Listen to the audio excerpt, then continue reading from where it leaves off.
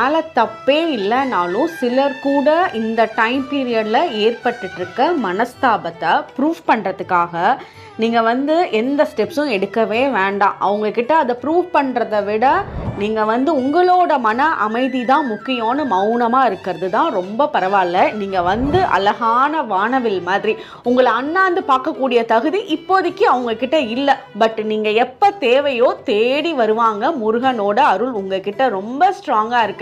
நீங்கள் முருகனை வேண்டுறீங்க, அவர் நீங்கள் கவனிக்கலன்னா நினைக்காதீங்க, உங்கள் கூடயே கவனிச்சுட்டு தான் இருக்காரு. ஸோ நீங்கள் தேவையான நேரத்தில் தேடப்பட்டு வர்றப்போ உங்களுக்கு அதோட அர்த்தம் புரிய வர ஆரம்பிக்கும். நீங்கள் எதுவும் மனசில் நினைக்க வேண்டாம்.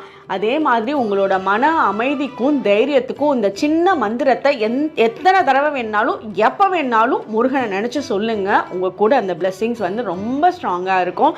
இந்த மந்திரம் என்னன்னு நோட் பண்ணிக்கோங்க. ஓம் ஐம் ரீம்